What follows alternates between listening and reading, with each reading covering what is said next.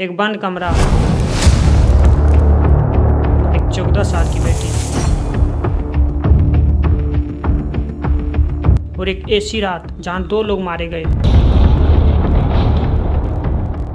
और कातिल का नाम आज तक किसी को पता नहीं। सबूत तो था पर सच आज तक नहीं मिला। गवाह था पर विश्वास करना मुश्किल। ये कहानी है इंडिया का सबसे ट्विस्टेड, सबसे डेंजरस और सबसे कन्फ्यूजिंग आरुषि हेमराज। आरुषि केस को पकड़ आरुषि आरुषि हत्या।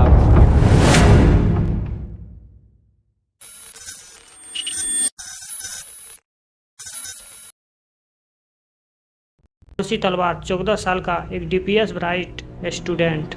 पेरेंट्स राजेश तलवार और नुपुर तलवार, दोनों सक्सेसफुल डायनेस्टिक।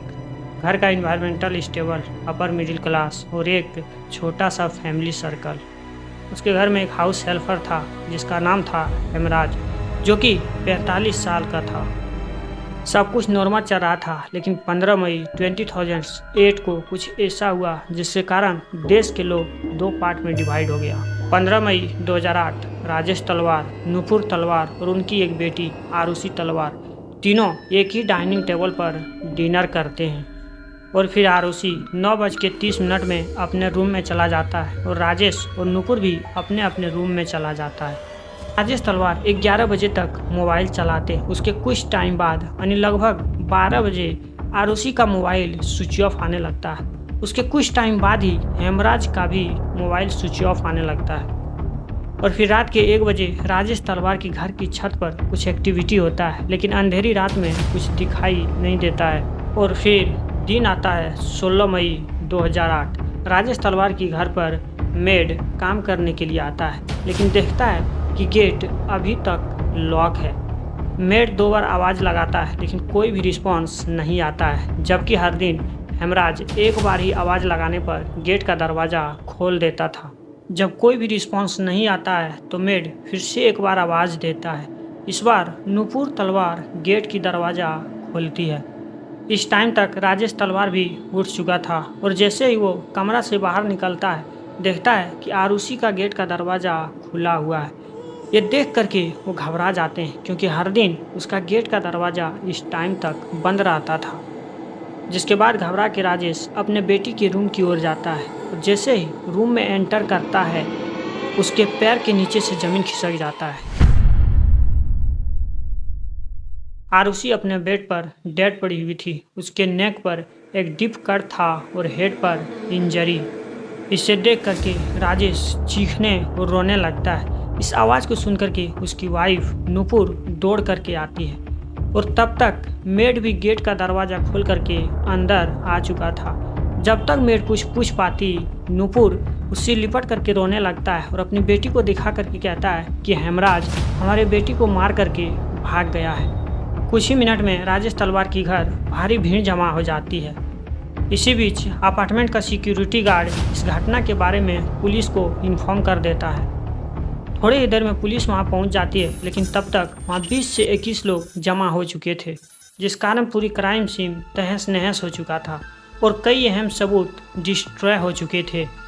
सदमे में डूबे राजेश और नुपुर पुलिस से कहता है कि हेमराज उनकी बेटी को मार करके घर से भाग गया है। पुलिस तुरंत घर की जांच शुरू कर देता है। आरुषि की कमरे से ब्लड स्टोन, बेडशीट, कपड़े और घर के कई फिंगरप्रिंट्स और आरुषि के खून से सना कई सारे सामान को फॉरेंसिक लैब में भेजा जाता है। सुबह करीब 8:30 बजे आरुषि की बॉडी को पोस्टमार्टम के लिए भेज दिया जाता है, लेकिन पुलिस इस बीच बहुत बड़ी लापरवाही करता है। पुलिस को सबसे पहले आरुषि की कमरे को सील कर देना चाहिए था, लेकिन उसने ऐसा नहीं किया। उल्टा कुछ देर बाद राजेश तलवार का एक स्टाफ मेंबर उस कमरे को साफ कर देता है, जिससे क्राइम सीन और ज़्यादा डिस्ट्रॉय हो जाता है। इस दौरान कुछ पड़ोसी सीढ़ियों पर कुछ खून के धब्बे दिखाते हैं। पुलिस जब राजेश तलवार से छत की चाबी मांगता है तो राजेश पुलिस पर भड़क जाते हैं। आप मेरी बेटी के कातिल हेमराज को ढूंढने की वजह आप यहाँ समय बर्बाद कर रहे हैं। वो अब तक अपने गांव नेपाल भाग गए होंगे। राजेश इसके बाद पुलिस को ये भी कहता है कि अगर पुलिस ने हेमराज को पकड़ लिया तो उनको वो 25,000 देंगे। ऐसा इसीलिए बोला जा रहा था क्योंकि हेमराज घर से गायब था। और इसीलिए पुलिस ने भी उसे क्राइम सस्पेक्ट मान लेता है और ये थ्योरी बनाती है कि रात को हेमराज स्कॉच विस्की पी करके आरुषि के कमरे में घुसता है। उसने उसका यौन शोषण करने की कोशिश की और जब आरुषि ने इसका विरोध किया तो हेमराज छुरी से उसका गला काट करके भाग गया। इस बीच पुलिस ने हेमराज के ऊपर 2000 का इनाम घोषित कर देता है और पुलिस का एक टीम हेमराज को पकड़ने के लिए नेपाल निकल जाते हैं। ये केस मीडिया में भी सुर्खियां बटोरने लगता है। इसीलिए सिटिंग एसपी एक बयान जारी करता है कि इस केस को 24 घंटा के अंदर सॉल्व कर लिया जाएगा। डॉक्टर सुनील दोहरे के नेतृत्व में आरुषि की बॉडी का पोस्टमार्टम होता है और दोपहर 1 बजे आरुषि की बॉडी को उसके परिवार को सौंप दिया जाता है। शाम को 4 बजे शमशान में आरुषि की बॉडी का अंतिम संस्कार किया जाता है और अगले ही दिन यानी 17 मई 2008 को राजेश और नुपुर अपनी बेटी के अस्थियों को गंगा में विसर्जित करने के लिए हरिद्वार निकल जाते हैं। उनके घर पर अब सिर्फ उनके भाई दिनेश तलवार और कुछ स्टाफ मेंबर रह जाते हैं। इस बीच राजेश तलवार के घर पुलिस का भी आना जाना लगा रहता है। पुलिस रिक्वेस्ट पर इस जांच में एक रिटायर्ड ऑफिसर के गौतम भी शामिल होते हैं। 17 मई के सुबह जब पुलिस राजेश तलवार के घर पर पहुंचते हैं तो सीढ़ियों पर कुछ खून के निशान दिखते हैं जिसे वो पहले इग्नोर कर रहा था। के गौतम राजेश के भाई दिनेश तलवार से छत का चाबी मांगता है। दिनेश को चाबी नहीं मिल पाता है जिसके बाद के गौतम छत का ताला तोड़ देते हैं और कुछ पुलिसकर्मी के साथ छत पर आ जाते हैं और जैसे ही आगे बढ़ते हैं सभी को होश उड़ जाता है। छत पर एक लाश पड़ा था जिसका गला कटा हुआ था और बॉडी थोड़ा डिकम्पोज भी हो गया था। पुलिस तुरंत हरिद्वार गए राजेश तलवार और नुपुर तलवार को घर लौटने को कहती है। जब राजेश तलवार घर लौटता है और पुलिस उस डेड बॉडी के बारे में पूछता है तो वो पहचानने से मना कर देता है। जिसके बाद डेड बॉडी को पहचानने के लिए कुछ लोगों को बुलाया जाता है। तब जाकर के पता चलता है कि ये बॉडी किसी और का नहीं बल्कि हेमराज का ही है।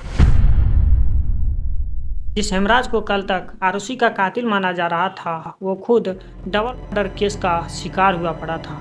इसके बाद ये केस और ज़्यादा उलझ करके मिस्टीरियस बन जाता है और पुलिस के सामने सबसे बड़ा सवाल ये था कि जब हेमराज ने आरुषि को नहीं मारा तो आरुषि के साथ हेमराज को किसने मारा है।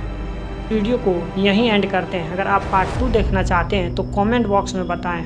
पार्ट 2 में बताएंगे कि कैसे पुलिस से लेकर के सीबीआई सारे ऑफिसर्स फेल हो गए थे, उसमें कई सारे ऑफिसर्स को जेल भी जाना पड़ा था। और ऐसे क्राइम डॉक्यूमेंट्री के लिए चैनल को सब्सक्राइब कर लें।